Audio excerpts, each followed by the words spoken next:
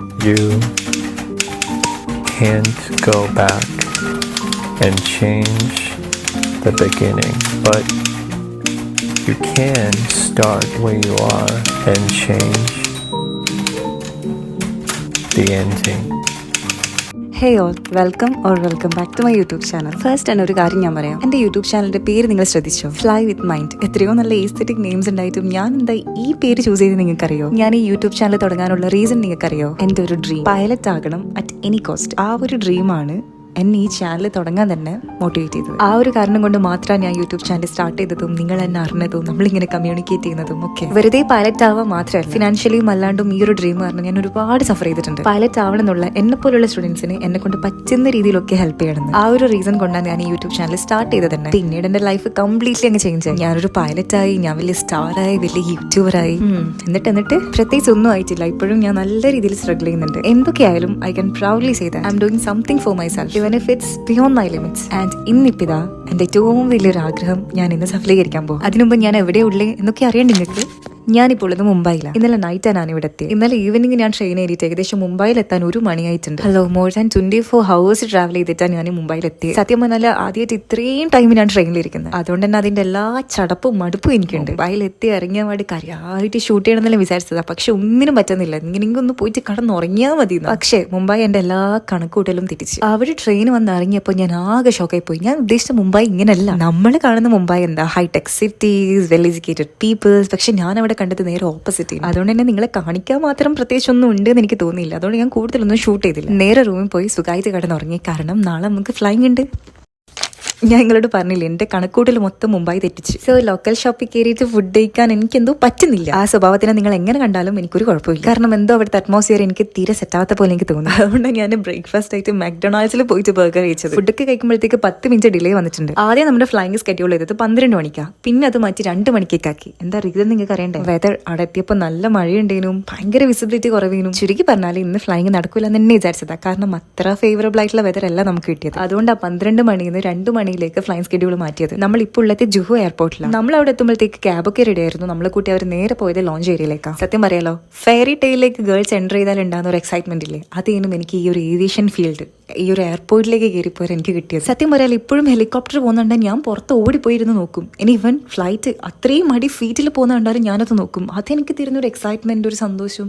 എനിക്കറിയില്ല എല്ലാവർക്കും എങ്ങനെയാണോ അതോ എനിക്ക് മാത്രമാണ് ഈ വട്ട്. ഞാൻ നോക്കുമ്പം ഞാൻ ഇതുവരെ കണ്ടതും കാണാത്തതുമായ പല ടൈപ്പ് ഓഫ് എയർക്രാഫ്റ്റും ഹെലികോപ്റ്റേഴ്സും ഒക്കെ പാർക്ക് ചെയ്യുക. ഒരുമാതിരി ടോയ് ഷോപ്പിലൊക്കെ പോയാലേ പച്ചക്കളറും മഞ്ഞക്കളറും ഒക്കെ ഉണ്ട്. സത്യം പറയാലോ, ഇത് കണ്ടപ്പോൾ ഞാൻ എങ്ങ് ഓണായി. എനിക്കൊന്ന് ഫസ്റ്റ് ടൈം ആയിരിക്കും ഞാൻ എയർക്രാഫ്റ്റ് ഇത്ര അടുത്ത് കാണുന്നത്. പാർക്ക് ചെയ്ത വെച്ച എയർക്രാഫ്റ്റ്സ് മാത്രമല്ലേ, എന്റെ തൊട്ടരിയത്തുനിന്നായിട്ട് ടേക്ക് ഓഫും ലാൻഡിങ്ങും ഒക്കെ നടക്കുന്നുണ്ട്. പോരാത്തതിന് കുറെ ഹെലികോപ്റ്റേഴ്സ് നല്ല രസമായിട്ട് എന്റെ അരിയത്തോട്ട് ഫ്ലൈ ചെയ്യുന്നുണ്ട്. അതിന്റെ വീഡിയോസ് ഒക്കെ ഞാൻ കുറച്ച് ഇങ്ങനെ കാണിച്ചു തരാം. നമ്മൾ നേരെ കയറി പോയത് ലോഞ്ച് ഏരിയയിലേക്കാണ്. നമ്മളിപ്പോൾ ലോഞ്ച് ഏരിയയിലുള്ളത്. പക്ഷേ ഇവിടെ ഫ്രിഡ്ജ് ആദ്യം ഇത് ഡ്രിങ്ക്സും കാര്യങ്ങളൊക്കെ ഉണ്ട്. അവിടെ ഫ്ലൈറ്റ് ബ്രീഫിങ്ങും കാര്യങ്ങളൊക്കെ ഇവിടെ നിന്ന് നടക്കാൻ തോന്നുന്നു. ഞാൻ ഇങ്ങോട്ടേക്ക് വരുന്ന വഴിക്കാണെങ്കിൽ എയർക്രാഫ്റ്റ്സ്, ഹെലികോപ്റ്റേഴ്സ്, ടാക്സി വേ, റൺവേ കാര്യങ്ങളൊക്കെ കണ്ടത്. പ്രൈവറ്റ് എയർപോർട്ടല്ലേ. ആൻഡ് ഞാൻ 172 ഇത്ര ബിഗറാന്ന് എക്സ്പെക്ട് ചെയ്തിട്ടില്ല. നമ്മളിപ്പോൾ ഫോട്ടോത്തിലൊക്കെ കാണുമ്പോൾ സാധാരണ എയർക്രാഫ്റ്റ് ലൈക്ക് ഇത്ര വലുതാണെന്ന് ഞാൻ വിചാരിച്ചില്ല. ഫസ്റ്റ് ടൈം ഞാൻ അടുത്തുനിന്ന് കണ്ടപ്പോൾ ഐ വാസ് ലൈക്ക് വാട്ട്, ഇത്ര വലുതാണോ എന്ന്. കാരണം ഇൻഷാല്ലാ സൂൺ ഫ്ലൈ ചെയ്യാൻ പറ്റട്ടെ. എനിക്ക് മാത്രമല്ല, ഫ്ലൈയിങ് പാഷനേറ്റഡ് ആയിട്ടുള്ള സ്റ്റുഡൻസ് ഉണ്ടാവില്ല, അവർക്ക് എത്രയും പെട്ടെന്ന് ഫ്ലൈയിങ് കംപ്ലീറ്റ് ചെയ്യാനും സ്റ്റാർട്ട് ചെയ്യാനൊക്കെ പറ്റട്ടെ. കാരണം നമ്മൾ ടെക്സ്റ്റ് ബുക്കിൽ പഠിച്ച നോളജ് ആക്ച്വൽ ലൈഫിൽ നമ്മൾ കാണുമ്പോൾ അത്രയും പാഷനേറ്റഡ് ആയിട്ടുള്ള ആൾക്കാർക്ക് ഇത് തരുന്നൊരു വൈബ് സോ അമേസിങ്. സോ ഭയങ്കര എക്സൈറ്റഡ്, ഒന്നും പ്രത്യേകിച്ച് പറയാനില്ല. പല ആൾക്കാർക്കും ഈ വിഷ്വൽസൊക്കെ കണ്ടപ്പോൾ ഒരു ഡൗട്ട് വന്നിട്ടുണ്ടാവും, ഇതെന്ത് ഇങ്ങനെ? ആക്ച്വലി ഇത് ഇങ്ങനെ അല്ലല്ലോ. സോ ഗൈസ്, ഇതെന്റെ ഫസ്റ്റ് ഫ്ലൈറ്റോ ഞാൻ PPL എടുക്കുന്നതിന് മുമ്പുള്ള ഫസ്റ്റ് സ്റ്റെപ്പ് അങ്ങനെയൊന്നുമല്ല. എന്റെ ആക്ച്വൽ ഫ്ലൈറ്റ് ഞാൻ സ്റ്റാർട്ട് ചെയ്യാൻ ഉദ്ദേശിക്കുന്നത് എബ്രോഡ്. പക്ഷെ അതിന് മുമ്പായിട്ട് എന്റെ ഫസ്റ്റ് ഫ്ലൈറ്റ് എക്സ്പീരിയൻസ് ഇന്ത്യയിൽ വെച്ചിട്ട് എനിക്ക് സാധിക്കാൻ പറ്റും. അതും എനിക്ക് ഇങ്ങോട്ട് വന്നൊരു ഓപ്പർച്യൂണിറ്റിയാണ്. നിങ്ങളൊന്ന് ആലോചിച്ചൊക്കെയായിട്ട് ആക്ച്വൽ ഫ്ലൈങ്ങിന് മുന്നായിട്ട് ഈ ഫ്ലൈറ്റ് എക്സ്പീരിയൻസ് എനിക്ക് കിട്ടാന്ന് പറയുന്നത് എന്നെ സംബന്ധിച്ചിടത്തോളം അത് വലിയൊരു കാര്യമാണ്. അതുകൊണ്ടാണ് ഈ പ്രൊസീജിയേഴ്സ് ഒക്കെ നിങ്ങൾക്ക് ഭയങ്കര സ്ട്രേഞ്ച് ആയിട്ട് തോന്നുന്നത്.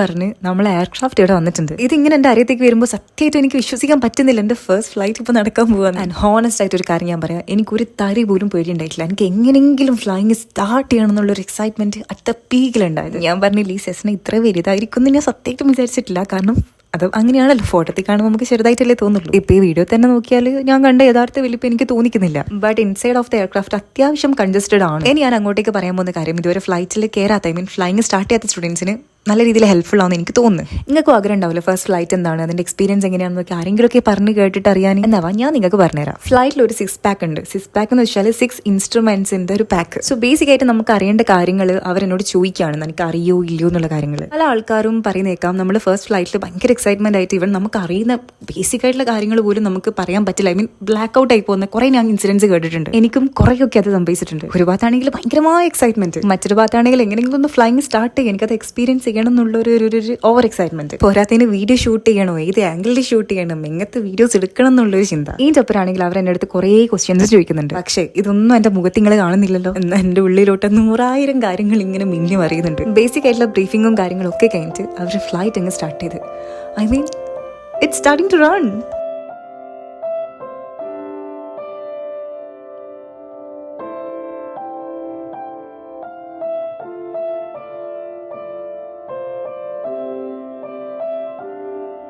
ഐ എം സോ സോറി, ഞാൻ ലാൻഡ്സ്കേപ്പ് വീഡിയോസ് അങ്ങനെ ഷൂട്ട് ചെയ്തില്ല. അതുകൊണ്ട് ഞാൻ വേഗം കാര്യങ്ങൾ പറഞ്ഞുതരാം. ഇത് മുംബൈ എയർപോർട്ടാണ്. ഒരുവിധം മുംബൈന്റെ സൈഡ്സ് കാണാൻ ഇറ്റ് വാസ് സോ അമേസിംഗ്. ഒരു ഭാഗത്താണെങ്കിൽ കടലും റെയിൽവേയും ടെമ്പിൾസും പാർക്കും കുറെ ബിൽഡിങ്സും നിങ്ങളോട് വിവരിച്ച് പറയുന്ന ഒരു ഭംഗിയല്ല ഇതിന്. എനിക്കതിന് പറ്റേയില്ല.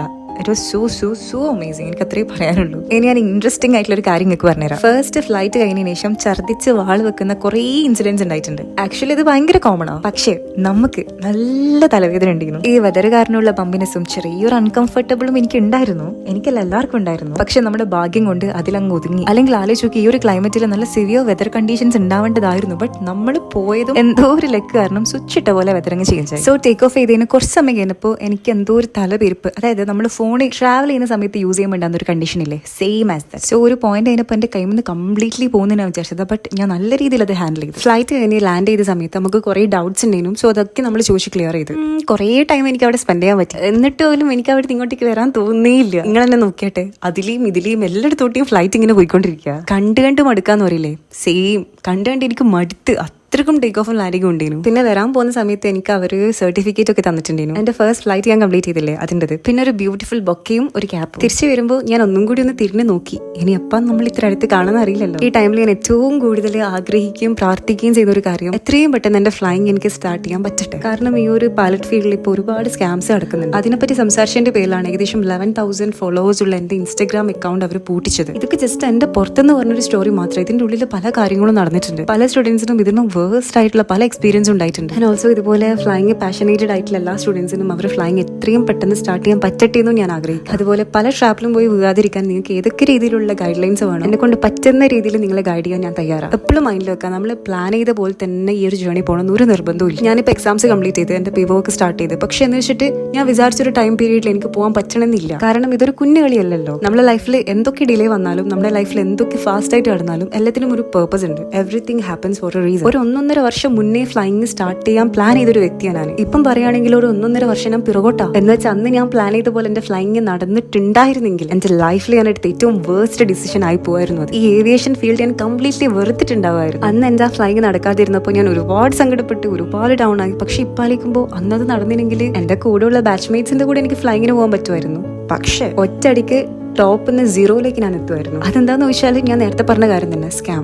നമ്മൾ വിചാരിക്കുന്ന പോലെയല്ല, നമ്മുടെ കൺമുന്നിലാണ് ഈ സ്കാം നടക്കുന്നത്. നമുക്കത് മനസ്സിലാക്കാൻ പറ്റണമെന്നില്ല. അന്ന് എന്റെ കൂടെയുള്ള സ്റ്റുഡൻസ് ഒക്കെ ഫ്ലൈങ്ങിന് പോയപ്പോൾ ഞാൻ ചോദിച്ചിട്ടുണ്ട്, വൈ അല്ലാ, വൈ മീ? പക്ഷെ ഇന്നതിന് എനിക്ക് ആൻസർ ഉണ്ട്, അല്ലാ വാസ് പ്രൊട്ടക്ടിങ് മീ. എന്താണെന്ന് വെച്ചാൽ പാരന്റ്സിന്റെ കയ്യിൽ നിന്ന് ₹1 പോലും വാങ്ങിക്കാണ്ട് എന്റെ ഫ്ലൈങ് കംപ്ലീറ്റ് ചെയ്യണം എന്നാണ് എന്റെ ഏറ്റവും വലിയ ഡ്രീം. എന്റെ കൂടെയുള്ള ആൾക്കാർ പോയല്ലോ, ഞാൻ എവിടെ എത്തിയില്ലല്ലോ, ഞാൻ ഇനി എപ്പോൾ ഫ്ലൈങ് കംപ്ലീറ്റ് ചെയ്യാനെന്ന് പറഞ്ഞ് ആലോചിച്ചിരുന്നെങ്കിൽ ഞാൻ പ്ലാൻ ചെയ്ത പോലെ എന്റെ ഫ്ലൈങ് എനിക്ക് കംപ്ലീറ്റ് ചെയ്യാൻ പറ്റില്ലായിരുന്നു. വേണമെങ്കിൽ കടം വാങ്ങിച്ചിട്ടും ലോൺ എടുത്തിട്ടും എന്റെ ഫ്ലൈങ് എനിക്ക് കംപ്ലീറ്റ് ചെയ്യാം. പക്ഷെ അതല്ലല്ലോ എനിക്ക് വേണ്ടത്. ഞാൻ കാരണം എന്റെ പാരന്റ്സ് ലക്ഷങ്ങളുടെ കടം തലയിലാക്കി ഉറക്കവും സമാധാനം ഇല്ലാത്ത ഒരു അവസ്ഥയിലേക്ക് പോകാൻ പാടില്ല. അതെന്റെ വാശിയാണ്. ഇത് ഞാൻ ഇത്രയും വിളിച്ചു നീട്ടി പറയാനുള്ള കാരണം, കൂടുതലുള്ള ആൾക്കാർ ഫ്ലൈങ്ങിന് പോയി CPL കംപ്ലീറ്റ് ചെയ്ത് നാട്ടിൽ വന്നാലും ഫ്ലൈങ് സ്റ്റാർട്ട് ചെയ്യാൻ പോലും പറ്റാതിരിക്കുന്ന ഒരു അവസ്ഥ സ്റ്റുഡൻസിന്റെ ഇടയിൽ വളരെ കോമൺ ആണ്. കാരണം നമ്മളൊരു റിസ്ക് പിടിച്ചൊരു ഫീൽഡിലേക്ക് ഇറങ്ങുന്നത് ഡിഗ്രി പോലെ ഒരുമിച്ച് കംപ്ലീറ്റ് ചെയ്യാൻ പറ്റുന്ന ഒരു ഫീൽഡ് അല്ല. കാരണം we all have different journeys. So ദയവേത് please don't compare yourself to someone flexing their dad's money. Financially suffer ചെയ്യുന്ന സ്റ്റുഡൻസിന് വേണ്ടിയിട്ടാണ് ഞാനിത് പറഞ്ഞത്. സോ നമ്മുടെ ലൈഫ് മറ്റൊരാളായിട്ട് കമ്പയർ ചെയ്യാൻ പാടില്ല. ഈ ഒരു ബേസിക് തിരിച്ചറിവ് അഥവാ കോമൺ